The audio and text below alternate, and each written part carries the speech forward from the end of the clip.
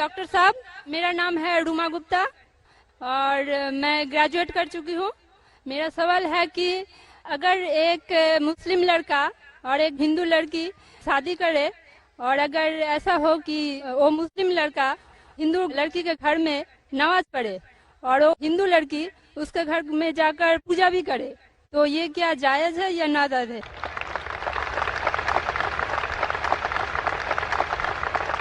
बहन का अच्छा सवाल है कि अगर एक मुसलमान लड़का हिंदू लड़की से शादी करता है तो क्या वो मुसलमान लड़का हिंदू के घर में जाके नमाज पढ़ सकता है और क्या वो लड़की मुसलमान के घर में पूजा कर सकती है? नहीं। सबसे पहले कुछ शराइत है हर चीज के। आप अगर गाड़ी रखेंगे और गाड़ी का एक पहिया रखेंगे, साइकिल का एक पहिया रखेंगे, ट्रैक्टर का, तो गाड़ी चलेंगी क्या? नहीं चलेगी। या चारों साइकिल कर दो या चारों ट्रैक्टर कर दो।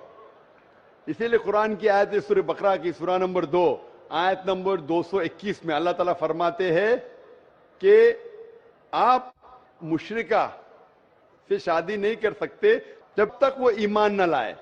मतलब जो गैर मुस्लिम है और शिर्क कर रही है उससे आप शादी नहीं कर सकते जब तक वो ईमान ना लाए।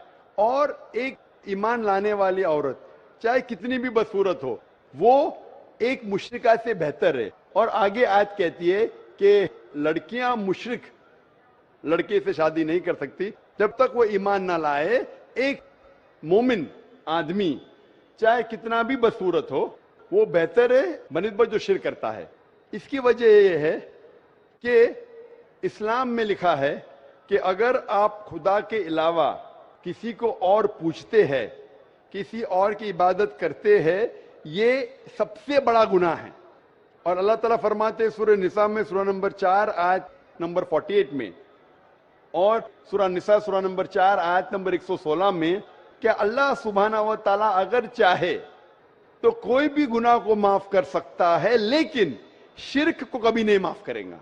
अगर एक इंसान मुशरिक जैसा मर गया तो अल्लाह ताला कभी भी उसे माफ नहीं कर सकता, क्योंकि मुशरिक वो शख्स है जो शिर्क करता है। और ये सबसे बड़ा गुनाह है क्योंकि हमारा खालिक, हमारा मालिक, हमारा ईश्वर, हमारा खुदा, हमारा भगवान, अगर हम उसको गाली देंगे, ये सबसे बड़ा गुनाह है। जिसने हमें जिंदगी दी, जिसने ये सारी चीजें हमें दी दुनिया में, अगर हम उसको गाली देंगे, उसके अलावा किसी और की इबादत करेंगे, ये शिर्क हुआ। तो इसीलिए इस्लाम में इजाजत नहीं है कि एक मुस्लिम लड़का या लड़की कोई मुशरिक लड़का या लड़की से शादी करे, तो इजाजत नहीं है। जहां तक के सवाल है क्या एक आम मुसलमान हिंदू घर में नमाज पढ़ सकता है? अगर उसके सामने कोई मूर्ति नहीं है तो वो नमाज कहां भी पढ़ सकता है अगर जगह साफ है। हमारे रसूल मोहम्मद सल्लल्लाहु अलैहि वसल्लम फरमाते कि सारी दुनिया, सारी धरती मोमिन के लिए मस्जिद है। यानी सारी दुनिया आप कहां भी नमाज पढ़ सकते, देखना चाहिए कि साफ है, आप नमाज पढ़ सकते। तो ये आप जाके अगर हिंदू का घर में जाते हैं और वह साफ है, कोई मूर्ति आगे नहीं है, तो नमाज पढ़ने में कोई हर्ज नहीं है। जरूरी नहीं है कि आपको शादी करना चाहिए फिर आप नमाज पढ़ सकते, शादी करने की जरूरत नहीं है। नमाज पढ़ने के अगर साफ जगह है तो कोई हर्ज नहीं। इसीलिए शादी के लिए शर्त है कि दोनों का ईमान हो।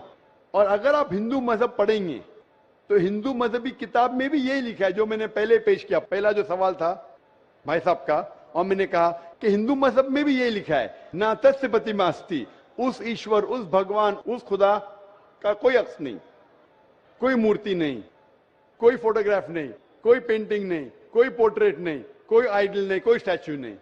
अगर ये मान ले कि कम से कम जो यकसा है हिंदू और इस्लाम के मजहबी किताब में, कम से कम उसके ऊपर अमल करे तो अक्सर हमारे मुश्किलात दूर हो जाएंगी। जो यकसा नहीं है उसको कल डिस्कस कर सकते। और अगर आप तहकीक करते हिंदू मजहब की किताब पढ़ते और इस्लाम मजहब की किताब पढ़ते, दोनों में लिखा है खुदा एक है, दोनों में लिखा है खुदा का कोई अक्स नहीं है, दोनों में लिखा है कि खुदा का कोई बुत नहीं है, दोनों में लिखा है कि खुदा के अलावा किसी और की इबादत नहीं करना चाहिए, दोनों में लिखा है कि आखिरी पैगंबर मोहम्मद सल्लल्लाहु अलैहि वसल्लम में دونوں میں لکھا ہے کہ شراب نہیں پینا چاہیے. میں حوالے دے سکتا ہوں اور میں تقریر ایک دیا ہوں, similarities between Islam and Hinduism. اسلام اور ہندوازم میں یکسانیت دونوں کتاب میں. آپ اگر پڑھیں گے قرآن مجید میں سورہ مائدہ سورہ 5 آیت نمبر 90 میں لکھا ہے کہ شراب پینا حرام ہے. اب Manusmriti chapter number 9 verse number 225 پڑھیں گے, اس میں لکھا ہے کہ شراب پینا حرام ہے.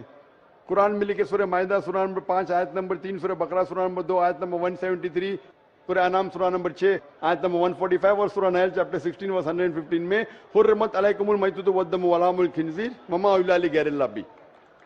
کیا آپ کے لیے حرام ہے مرا ہوا گوشت, خون, سور کا گوشت اور وہ کھانا جس کے اوپر اللہ کے علاوہ کسی اور کا نام لیا گیا ہے. آپ اگر ہندو مذہبی کتاب پڑھیں گے اس میں بھی لکھا ہے کیا سور کا گوشت کھانا حرام ہے. اگر آپ تحقیق کریں گے کافی یکسانیت ہے. اسلام مذہبی کتاب میں لکھا ہے قرآن میں سورہ نور میں سورہ نمبر 24 آیت نمبر 30 اور 31 کے اندر حجاب کے بارے میں. عورت کو الحمدللہ حجاب میں ہونا چاہیے, سر سے ڈھکا ہونا چاہیے اس کا جسم, صرف جو دکھ سکتا ہے وہ چہرہ اور ہتھیلی تک کے. آپ اگر ہندو مذہب کتاب پڑھیں گے رگ وید بک نمبر 8 میں لکھا ہے اور رگ وید بک نمبر 10 میں بھی لکھا ہوا ہے کہ عورت کو اپنے سر کے پلوں کو ڈالنا چاہیے چہرے پہ. رگ وید میں بھی لکھا ہے کہ جب مرد کو دیکھے تو نظر نیچے کرنا چاہیے. یہ قرآن مجید میں لکھا ہے سورہ نور سورہ نمبر 24 آیت نمبر 30 اور 31 کہ جب بھی کوئی خاتون مرد کو دیکھتی ہے جو اس کا شوہر یا قریب رشتہ دار نہیں ہے, اور جب بھی کوئی مرد کوئی عورت کو دیکھتا ہے اور قریب رشتہ دار نہیں ہے تو اسے نظر نیچے کرنا چاہیے. تو اس طریقے سے آپ تحقیق کریں گے جو یکسانیت ہے اس کے اوپر تو عمل کرو. تو یکسانیت ہندو اور اسلام مذہب میں جو مذہبی کتاب میں لکھا ہے, لیکن افسوس کی بات ہے کہ مذہب کے ٹھیکیدار یہ چیز کا ذکر ہی نہیں کرتے. کیوں؟ اسی لیے میں حوالے دیتا ہوں. میں کوئی عالم نہیں ہوں, میں کوئی پنڈت نہیں ہوں, میں اپنے آپ کو طالب علم کہتا ہوں, لیکن میں ہمیشہ حوالہ دیتا ہوں. تو کسی کو بھی شک ہے, کسی کو بھی شبہ ہے تو گھر پہ جا کے چیک کر سکتا ہے, یا انٹرنیٹ پہ جائیے, آپ ٹائپ کرو, وید بھی انٹرنیٹ کے اوپر ہے, قرآن بھی انٹرنیٹ کے اوپر ہے, ٹائپ کرو, ریفرنس ٹائپ کرو, آپ کو حوالہ مل جائے گا. تو اسی لیے گاڑی چلنے کے لیے دونوں کا جو رولز اینڈ ریگولیشن ہے وہی ہونا چاہیے. اسی لیے دونوں لوگ مومن ہونا ضروری ہے. Hope the answers the question.